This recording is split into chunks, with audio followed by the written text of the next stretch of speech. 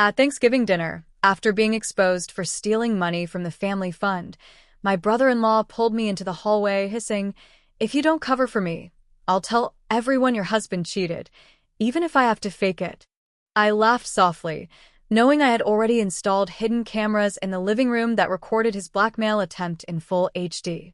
I played it at dessert for everyone to hear. And he was kicked out of the family home that night, blocked, disowned, and served with fraud charges before he could even apologize. I'm a 39-year-old woman living in Spokane, Washington. I've been married to my husband, Eric, for almost 15 years. We've got one kid, a daughter in 7th grade. Our life is pretty quiet most of the time. Until this past Thanksgiving. Let me back up. My sister Claire is 2 years younger than me. We were never super close growing up, but we've always been there for each other. When she married David 10 years ago, none of us were thrilled. My parents didn't like how he acted around people. Something about him always felt off. Too slick. Too fake. Like he was always performing. But Claire said she loved him, and we figured she saw something we didn't. He was one of those guys who bounced around from job to job. Always some new sales thing. Always launching something. He sold knives, insurance, supplements, crypto, then back to knives again. He always made big promises. Never followed through. Claire covered for him a lot. Our family has this fund. It's not massive, but it's something our grandfather started after the 2008 crash. Every household in the family contributes a small amount every month. We use it for emergencies. Medical bills, car repairs, job losses. We even used it once to help one of our cousins pay for a funeral. Each year, someone different manages the account. It's more about trust than financial skill. Last year was my turn. This year, it was supposed to be Claire's. But Claire let David handle the account. He told us he had a background in wealth building and could help the fund grow. I had doubts, but Claire begged me not to make a big deal about it. Said he'd prove himself. I didn't want to cause a fight, so I agreed. 3 months in, I noticed something off.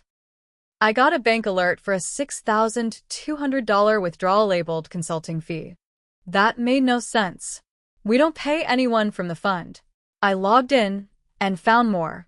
2 flights to Vegas. A purchase from a drone website. A few charges to electronic stores. None of it was for family emergencies. I didn't tell anyone right away. I wanted to be sure. So, I started going back through the statements.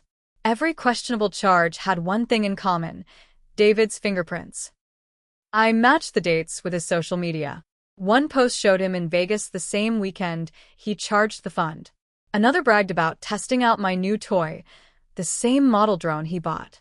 I knew it was him, but I also knew how slippery he was. He'd lie, twist things, make excuses. I needed something he couldn't weasel out of. So, I made a plan. My parents host Thanksgiving every year. Everyone comes home for it. I knew I'd have a chance to talk to Claire in person. But more than that, I needed to protect myself, in case David tried to flip the script. I bought a hidden camera that looked like a phone charger. Cost about $40 online. I set it up in the living room at my parents' house early that morning. I told them I needed an extra plug for my phone. It pointed right toward the hallway, the spot where people usually step away to have private conversations. That was the trap. Dinner went as expected. David was loud, obnoxious, pouring wine like he was at a frat party. Claire seemed off. Her eyes looked tired, and she barely ate. When dessert started, I pulled her aside and showed her everything. At first, she went quiet. Then she whispered. I didn't know how bad it got. She started crying. She said David told her he was investing the money, flipping it. He promised her they'd pay it back, and then some. She begged me not to tell her parents. Said it would ruin everything. Then David walked in. His eyes scanned the room. He must have felt something was wrong. He asked, too calmly, "Everything okay here?" I didn't lie. I looked him in the eye and said, "I know you stole the money, David." He laughed like I told him a joke. "That's a big accusation," he said. I stood up and said, "I'm telling the family tonight."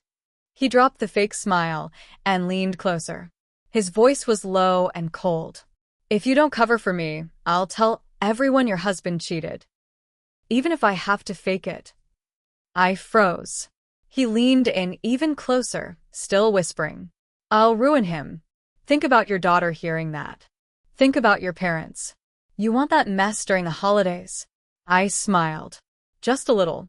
Then I said, "That camera right there caught everything you just said." He blinked. "What?" I nodded toward the plug in the corner. "Smile for the camera, David." He looked at the outlet like it was a grenade. I left him standing there. 10 minutes later, I stood in the middle of the living room holding my phone. Everyone was eating pie. I waited until the room got quiet. "I have something to play for everyone," I said. David started to stand up. "We don't need to do this here." I pressed play. His voice came through the Bluetooth speaker loud and clear.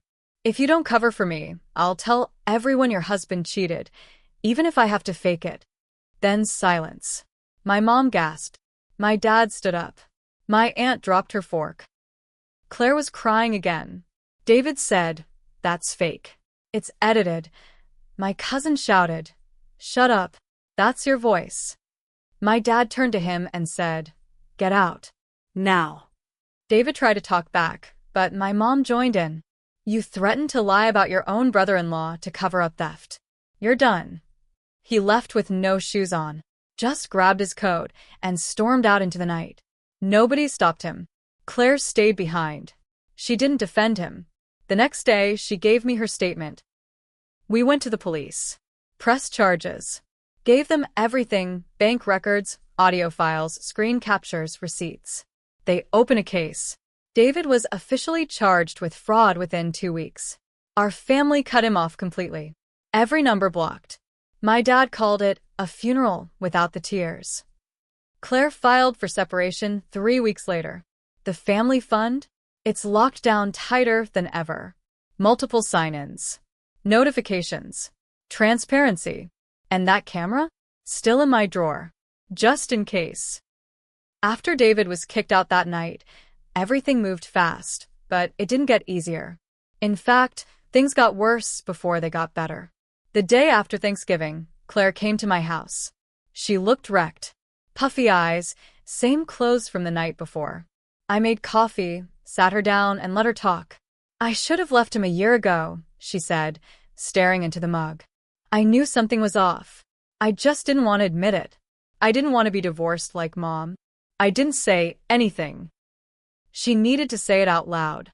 Then she said something that made my stomach twist. "He has copies of our family's personal info. He downloaded the shared drive onto a USB last spring." I didn't understand at first. "What shared drive?" She looked up at me like she was waiting for the bomb to drop. "The one we used to store the family fund documents. Tax forms. ID scans. All of it." Now, that shared drive wasn't super sensitive. But it did include copies of documents people had sent over the years. Stuff like driver's licenses, pay stubs, even scanned utility bills to confirm addresses.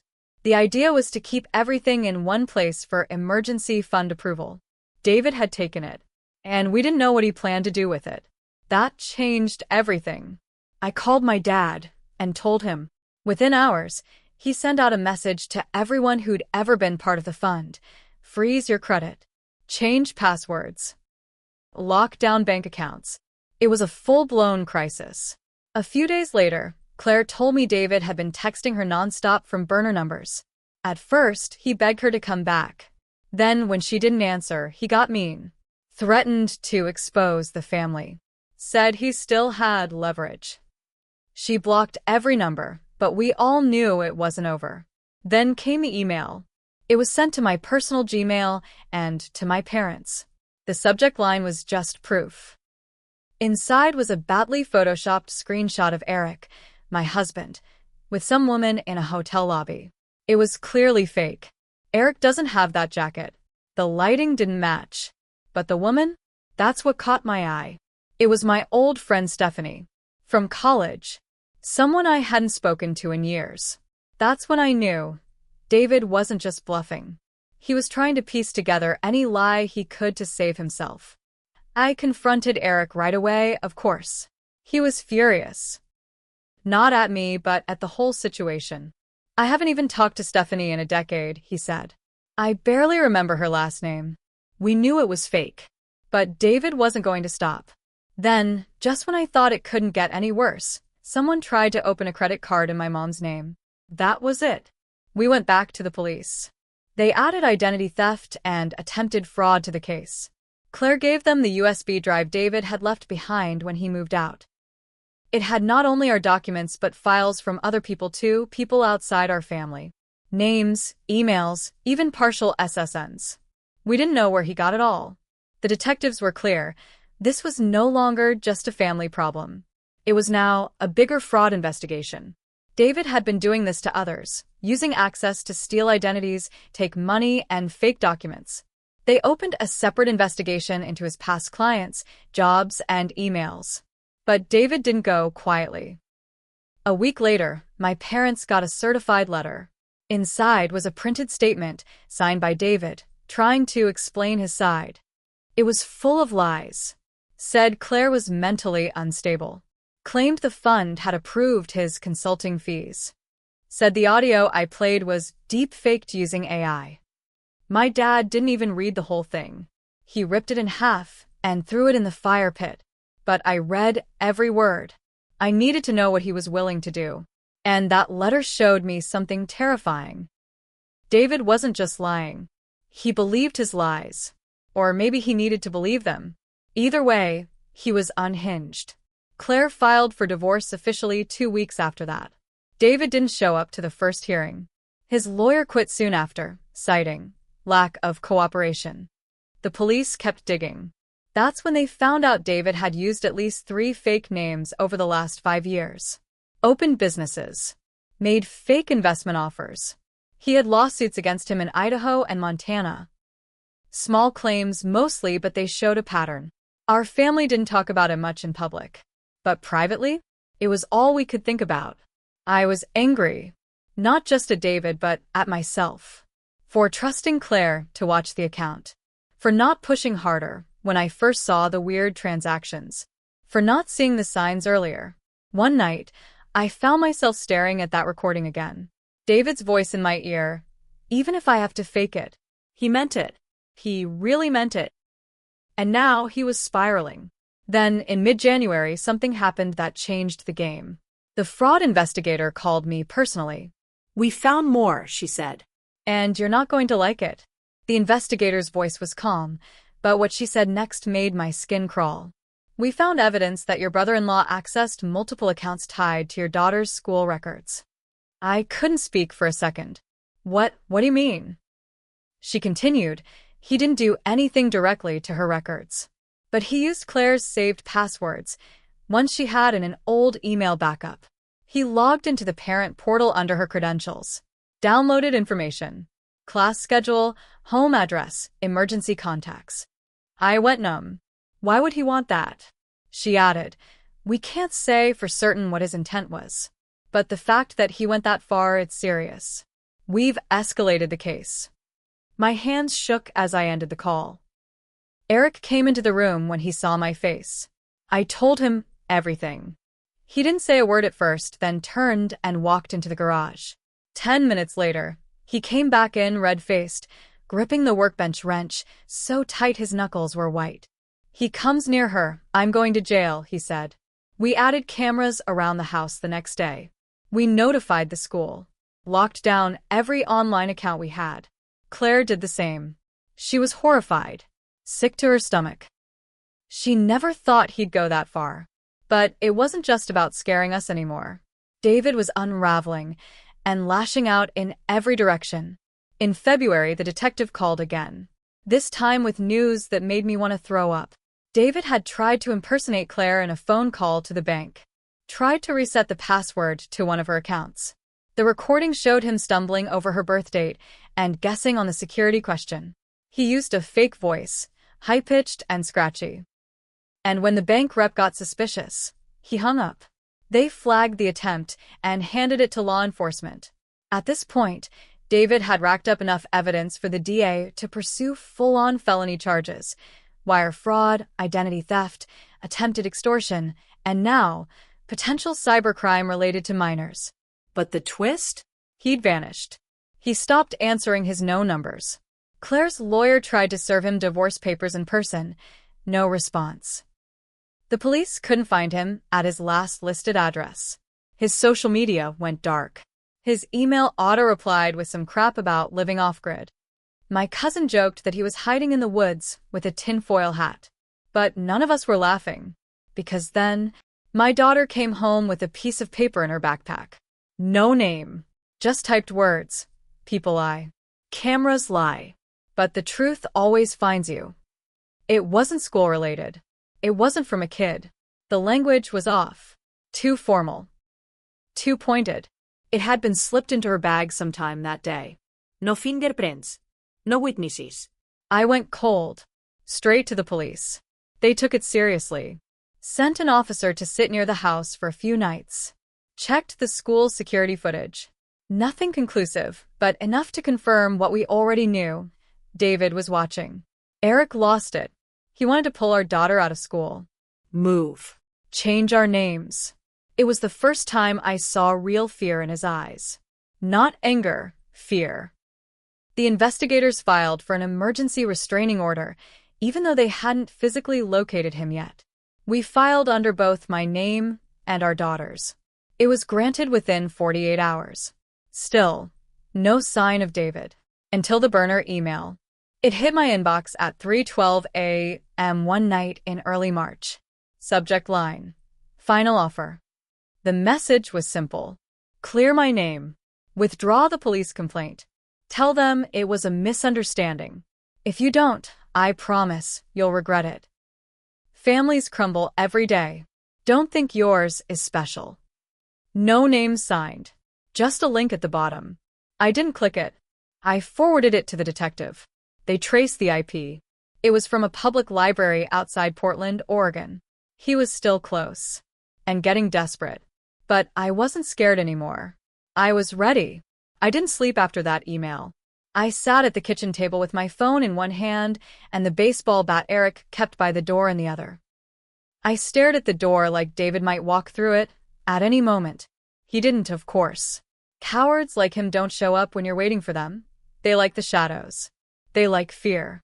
But I wasn't afraid anymore. I was pissed. The next morning, I didn't go to work. I drove straight to the police station and asked to speak with the lead detective.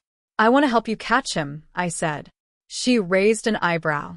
You already have. No. I want to finish this. That day, we set a trap. I created a new email and replied to the burner. I played it just how David liked it, like I was cracking under pressure. I can't take this anymore. I'll do what you want. Let's meet and talk first. One last time. Just us. I picked a public park near downtown Spokane, close to cameras, close to police. I chose noon on a Saturday. Middle of the crowd. I told him I'd be wearing red and sitting near the fountain. He answered 5 hours later. You better mean it. Because if you try anything, it won't end well for you. He showed up. I saw him from across the park. He was thinner than before. Wearing sunglasses, hoodie pulled tight. Looking around, too much. Paranoid. Twitchy. He walked toward me. Then, in a perfect moment, just as he reached the edge of the fountain, a plainclothes officer walked past, bumped his shoulder gently, and said one word. David? David looked up, confused. For more officers closed in. Quiet, fast, no scene. He was cuffed before he could say a word. He started shouting then. She's lying. She set me up. That recording was fake. That money was mine. You're all blind. She's protecting her cheating husband. No one listened. The police walked him away while the crowd just kept eating lunch, tossing bread to ducks. Like he was nothing. Like he didn't even matter. That day, I sat in my car after they took him away and cried. Not out of sadness. Out of sheer relief. Over the next few months, the case went to court. Claire testified. I testified. So did the detective, the fraud investigator, even Eric. David tried everything, said the audio was edited, said Claire had stolen the money and blamed him, said I had a personal grudge and manipulated evidence. The jury didn't buy it. He was found guilty on 6 counts: wire fraud, identity theft, attempted extortion, criminal impersonation, and harassment of a minor. They dropped a few others as part of the deal, but he was sentenced to 8 years in state prison. No parole for at least 5. Claire finalized the divorce 3 days later. She didn't attend the sentencing. Said she never wanted to see his face again. I don't blame her. But here's the part one haven't told anyone, not even Claire. When I was pulling the account records to catch David, I found something else. A $500 Venmo transfer from the family fund to my own personal account 2 years ago. It was for a catering bill during a family reunion. I had forgotten. But still, it wasn't technically allowed. I never paid it back. I didn't mention it during the investigation. I let everyone believe I was spotless. That I was the one who saved the day. I told myself it didn't matter. That it was different. But deep down, I know I wasn't completely clean either. Sometimes I wonder if David knew. If that's why he thought he could blackmail me. If maybe he saw that transaction, saved it for leverage.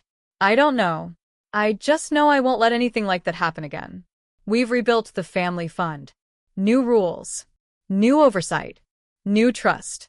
And every Thanksgiving now, when we pass the pie around and someone inevitably says, "Any secrets you want to play over the speakers?"